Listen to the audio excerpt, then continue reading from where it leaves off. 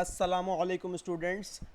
आज की इस वीडियो में हम डिस्कस करेंगे IXL की एक स्किल है volume of cubes and rectangular prisms और जिसका कोड है TLF। जाहिर है कि इसके नाम से ही आपको आइडिया हो गया होगा कि ये स्किल वॉल्यूम से पर्टेनिंग है और इस स्किल में हमें वॉल्यूम फाइंड करना है रेक्टेंगुलर प्रिज्म्स का। रेक्टेंगुलर प्रिज्म्स क्या होते हैं कि हमारे पास प्रिज्म्स वो होते हैं कि ऐसी थ्री डायमेंशनल ऑब्जेक्ट्स जिनकी जो बेस होती है वो क्या कहना चाहिए, उसके टॉप और बॉटम दोनों जो होते हैं वो कोई आपके पास पॉलीगॉन होते हैं या कोई ऐसी बेसिक शेप होती है, तो उसको हम प्रिज्म कहते हैं। ठीक है, जैसे कि आपके पास जो रेक्टेंगुलर प्रिज्म्स होते हैं उसके अंदर क्या होता है, फॉर एग्जांपल ये शेप है, इसका आप टॉप और बॉटम देखें या तो रेक्टेंगल होगा या स्क्वायर होगा। तो अगर स्क्वायर होगा तो वो क्यूब बनेगा, अगर रेक्टेंगल होगा तो रेक्टेंगुलर प्रिज्म बनेगा, जिसको स्क्वायर प्रिज्म भी कहते हैं, लेकिन उसका एक और नाम रखा गया है क्यूब। और आपको ये बात आइडिया है कि हम जब वॉल्यूम फाइंड करते हैं, वॉल्यूम क्या होता है बेसिकली कि ये बॉक्स अगर है तो इस बॉक्स के अंदर, मैं आसान ज़बान में समझाऊंगा आपको कि इस बॉक्स के अंदर कितनी जगह है या ये बॉक्स कितना स्पेस ऑक्यूपाई कर सकता है, उसको कहेंगे इसका वॉल्यूम। क्लियर है। अक्सर आपने टेट्रा पैक जो मिल्क के आते हैं या जूसेस के आते हैं उसमें देखा होगा, लिखा हुआ होता है वॉल्यूम 250 ml, मतलब उस बॉक्स के अंदर 250 ml लिक्विड आ सकता है या उसकी जगह। ठीक है, सो ये वॉल्यूम का कॉन्सेप्ट है। तो इस स्किल में हम वॉल्यूम फाइंड करेंगे और आपको पता है कि वॉल्यूम फाइंड, जैसे हम इस एरिया फाइंड करने के लिए हम स्क्वायर्स को फिट करते हैं और हम आंसर बताते हैं कि इस जगह के ऊपर इतने स्क्वायर्स आ सकते हैं, यूनिट स्क्वायर्स फिट करते हैं और फिर वही उसका एरिया होता है। इसी तरह वॉल्यूम के लिए हम क्यूब्स को फिट करते हैं, कितने क्यूब्स आ सकते हैं। इस कॉन्सेप्ट को कि क्यूब्स के कैसे वॉल्यूम को फाइंड करते हैं, मैं एक सेपरेट वीडियो एक्सेल की एक स्किल बता चुका हूँ, उसके ऊपर वीडियो बनी हुई है, उसका लिंक आपको इस वीडियो के डिस्क्रिप्शन में भी मिल जाएगा और मैं यहाँ भी दे रहा हूँ, तो आप उस वीडियो को देख सकते हैं कि अगर आपको आइडिया नहीं है कि कैसे क्यूब्स को काउंट करके वॉल्यूम फाइंड किया जाता है किसी रेक्टेंगुलर प्रिज्म का। चलिए, तो उसी कॉन्सेप्ट को थोड़ा सा आगे बढ़ाएंगे। यहां हम काउंटिंग नहीं करेंगे बल्कि उसका फॉर्मूला जनरलाइज हुआ है, उस फॉर्मूले की मदद से वॉल्यूम को फाइंड करेंगे। IXL की स्किल में जो एग्जांपल है उसको ओपन करते हैं ताकि हम इसको डिस्कस कर सकें। एक हमारे पास ये ऑब्जेक्ट गिवन है, इसका वॉल्यूम फाइंड करना है। इसकी लेंथ 4 है, विड्थ 4 है और हाइट कितनी है, 10 mm के बराबर है। फॉर्मूला ऑफ रेक्टेंगुलर प्रिज्म याद रख लीजिए कि ये फॉर्मूला ऑफ रेक्टेंगुलर प्रिज्म है कि फॉर्मूला अगर आपको फाइंड करना है तो आपको उस ऑब्जेक्ट की लेंथ को मल्टीप्लाई करना पड़ेगा उसकी विड्थ के साथ और फिर उसको मल्टीप्लाई करना पड़ेगा उसकी हाइट के साथ। तो इन तीनों को मल्टीप्लाई किया जाए, the product of length, width and height is the formula to find the volume of rectangular prism. ये फॉर्मूला याद कर लीजिए, यही फॉर्मूला अप्लाई करेंगे। और इमेज में दोबारा से दिखा दूं कि इसकी जो लेंथ थी वो 4 थी, इसकी जो विड्थ थी वो 4 थी, वो भी 4 थी और इसकी जो हाइट है वो क्या है, 10 है। क्लियर है। तो अब इन तीनों को यूज़ किया इन्होंने, देखें इन्होंने डेटा निकाला हुआ है पहले कि लेंथ 4, विड्थ 4 और हाइट 10 और उसके बाद फॉर्मूला था ये हमारे पास, हमने देखा अभी, उसकी जगह वैल्यूज पुट की, लेंथ की जगह पे लिख दिया 4, विड्थ की जगह पे लिख दिया 4 और हाइट की जगह पुट किया 10 और अब हमें सिर्फ इसको मल्टीप्लाई करना है। तो जब हम मल्टीप्लाई करेंगे 4 टाइम्स 4 इक्वल्स 16 एंड 16 को जब 10 से मल्टीप्लाई करेंगे तो आंसर आएगा 160। इसका मतलब है कि इसके अंदर आपके पास 160 यूनिट स्क्वायर्स फिट हो सकते हैं, तो इसका आंसर होगा 160 क्यूबिक मिलीमीटर्स। मिलीमीटर्स के अंदर इसकी लेंथ्स गिवन थी, डायमेंशंस गिवन थी, साइड्स गिवन थी, तो हमारा क्यूब्स भी हम मिलीमीटर्स वाले ही फिट करते हैं। क्लियर हो गई स्किल। चलें अब कुछ सवालात की प्रैक्टिस करते हैं। ये आपके पास सवाल गिवन है, फॉर्मूला मैं आपको बता चुका, फॉर्मूला क्या था आपके पास कि तीनों चीज़ों को क्या करना है, मल्टीप्लाई करना है। तो इसकी एक साइड ये रही 7 मल्टीप्लाई बाय, सेकंड साइड क्या है वो भी 7 मल्टीप्लाई बाय, थर्ड साइड क्या है वो भी 7 है। ठीक है, सो अब हमें इन तीनों को मल्टीप्लाई करना है। 7 मल्टीप्लाई बाय 7 क्या होता है, 7 मल्टीप्लाई बाय 7 आपके पास होता है 49 और मल्टीप्लाई बाय 7। क्लियर है। अब हमें 49 को मल्टीप्लाई करना है 7 से, तो आपको मैं यही करके दिखा रहा हूँ ताकि आपको कैलकुलेटर की ज़रूरत ना पड़े। प्लीज़ कैलकुलेटर यूज़ ना करें ताकि आपका ब्रेन कैलकुलेशंस के लिए और मज़ीद अच्छा होता जाए। आप सिंपल मल्टीप्लाई करें, आपको साइड पे लिखने की भी ज़रूरत नहीं है, आप डायरेक्ट यहाँ अप्लाई करें। 7 9 टाइम्स क्या होता है, 7 9 टाइम्स 63 होता है, तो आ गया 3 और ये जो 6 था वो इसके ऊपर कैरी लगा दिया मैंने।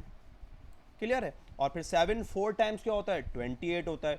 28 में 6 को प्लस कर दीजिए तो 34 हो गया। तो आंसर आया 3 4 3। क्लियर है, हमने इन तीनों को मल्टीप्लाई किया और हमारे पास हमारा आंसर अब आ चुका है। चलें अब हम अपना काम करना शुरू करते हैं। ओके जी, आंसर क्या है हमारे पास, 4 4 3 4, सॉरी 3 4 3, ये हमारा आंसर है इस वॉल्यूम का। ओके, इसको मिटा लेते हैं ताकि आपको कन्फ्यूजन ना हो।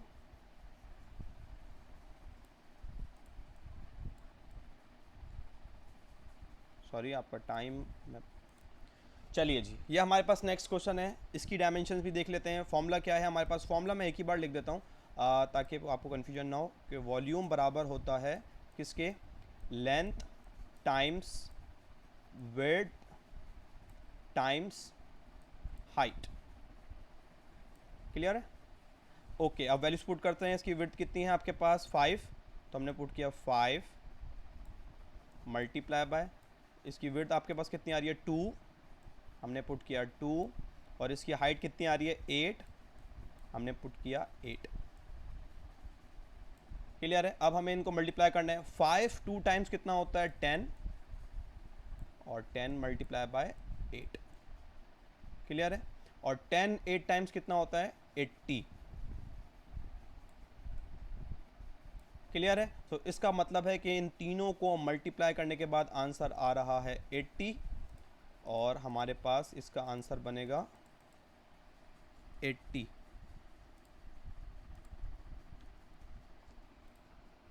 That's good. नेक्स्ट हमारे पास सवाल है, इसको भी इसी तरह से करेंगे। फॉर्मूला हमें पता है, वैल्यूज़, मैं थोड़ा सवाल चेंज करता हूँ ताकि कुछ इस तरह का सवाल आए जो मुश्किल हो थोड़ा सा, उसको हम वीडियो में डिस्कस कर लें। ये भी वही सवाल है। ओके,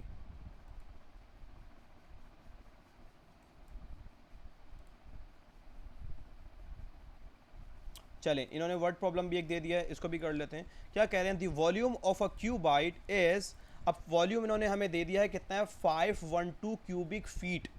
अब ये देखें, थोड़ा इसमें आपको अलजबरा करनी पड़ेगी, मैं आपको लिखता हूँ। फॉर्मूला क्या था वॉल्यूम का, V equals L times W times H, यही फॉर्मूला था हमारे पास। अब क्या कह रहे हैं, the volume of cube is 512 cubic feet, मतलब वॉल्यूम हमें गिवन है, मतलब V की जगह हमें दिया हुआ है 512,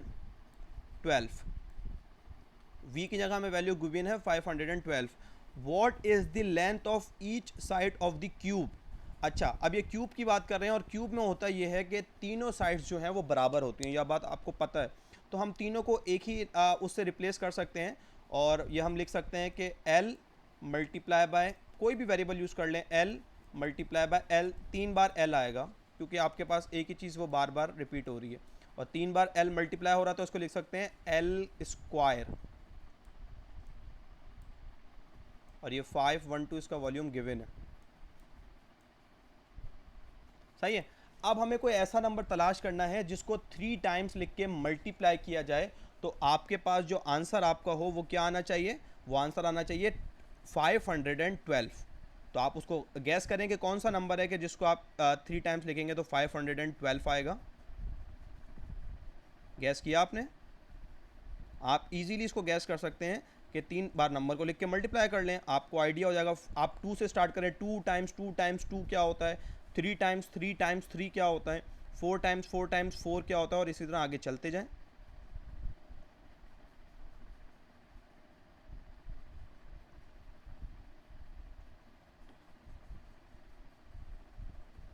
किया आपने ट्राई, जब 1 बाय 1 आप ट्राई करेंगे तो आपको अल्टीमेटली मिलेगा कि जब आप लिखते हैं, अब आप जब लिखेंगे कि 8 मल्टीप्लाई बाय 8 मल्टीप्लाई बाय 8, जब 8 को 3 बार मल्टीप्लाई करेंगे तो आपको आंसर मिलेगा 501 और 512। इसका मतलब है कि इसकी जो साइड होनी चाहिए वो क्या होनी चाहिए, वो 8 होनी चाहिए, क्योंकि 8 वो नंबर है जिसको 3 बार लिख के मल्टीप्लाई किया जाएगा, या किसी क्यूब की अगर साइड 8 होगी तभी उसका जो वॉल्यूम है वो 512 मौजूद हो सकता है। क्लियर है? चलें एक आखिरी सवाल और इसके अंदर सॉल्व करते हैं। ओके, ये इन्होंने फिर सवाल दिया है कि इसको भी चेक करते हैं। क्या कह रहे हैं? The volume of this rectangular prism is 48 unit cube. Again हमारे पास वो गिवन है, तो हम फॉर्मूला लिखते हैं पहले। V बराबर है किसके? L times W times H। ये हमारे पास फॉर्मूला है। जाहिर है कि आप अलजेब्रा पढ़ चुके हैं, आपको अलजेब्रा एक एक्सप्रेशन सॉल्व करनी आती हैं, तो अब इसमें से आपको पता है कि कोई भी एक चीज़ अगर अननोन हो और बाकी तमाम चीज़ें पता हों तो आप इजीली उसको फाइंड कर सकते हैं। ठीक है, आप ये क्या कह रहे हैं? पढ़ना स्टार्ट कीजिए। क्या कह रहे हैं? The volume of rectangular prism is 48 cubic units. क्या गिवन है? ये वॉल्यूम गिवन है। तो वॉल्यूम गिवन है तो हम वॉल्यूम की जगह पे ही इसको इसकी वैल्यूज़ को पुट करेंगे, और वॉल्यूम की जगह वॉल्यूम ये है हमारे पास इक्वल्स टू से पहले, तो यहाँ पे अपने लिखना है 48। क्लियर है? इज इक्वल्स टू, उसके बाद क्या कह रहे हैं? What is the value of n. अब ये आपके पास एक शेप गिवन है, इसकी आपको लेंथ गिवन है। आप देखें, मैं वैल्यूज पुट करता हूँ, आप इसको देखते जाइएगा। मैं हाईलाइट कर करके इसको लिखता हूँ ताकि आप इजीली देखें। ये इसकी गिवन है लेंथ, तो इसको लेंथ की जगह लिख देते हैं 8। सही है, ये हमने लेंथ लिख दी। मल्टीप्लाई, दूसरी चीज़ क्या गिवन है आपके पास? दूसरी चीज़ आपके पास गिवन है इसकी विड्थ होती है। विड्थ की जगह ये क्या गिवन है इसकी वैल्यू? नहीं, इसकी जगह n लिखा हुआ है, मतलब एक वेरिएबल यूज़ किया हुआ है। इसका मतलब है ये चीज़ अननोन है, ये हमें पता नहीं है, हमें ये फाइंड करनी है। और हाइट की जगह पे क्या लिखा हुआ है? इस हाइट की जगह पे लिखा हुआ है 6। इसका मतलब है हाइट बराबर है 6 के। क्लियर है? अब ये प्योरली एक अलजेब्रिक एक्सप्रेशन बन चुकी है, आप इसको सिंप्लीफाई कर सकते हैं। 48 हमने पहले ऐसे ही लिखा, इसके अंदर कोई चीज़ हमने नहीं की चेंज, और यहाँ पे हम इनको मल्टीप्लाई करेंगे तो 8 को मल्टीप्लाई करेंगे 6 से, तो क्या आंसर आएगा? 48। क्लियर है? और मल्टीप्लाई बाय n वैसे ही रहेगा, उसमें कोई फ़र्क नहीं होना चाहिए, क्योंकि वो n है, वेरिएबल है, हमें पता नहीं है, हम उसको मल्टीप्लाई नहीं कर सकते जब तक उसकी वैल्यू पता ना चले। क्लियर है? अब हमें पता है कि जब हमें किसी भी चीज़ की वैल्यू फाइंड करनी हो तो उसको इक्वल्स टू के एक साइड पे सेपरेट करना होता है। तो 48 यहाँ पे क्या हो रहा है? n के साथ मल्टीप्लाई हो रहा है, तो उस तरफ जाएगा तो क्या हो जाएगा? उस तरफ जाके डिवाइड हो जाएगा। तो 48 डिवाइडेड बाय 48, और फिर इस तरफ क्या बचा? यहाँ पे जस्ट n बच गया, जो हमें जिसकी वैल्यू फाइंड करनी थी।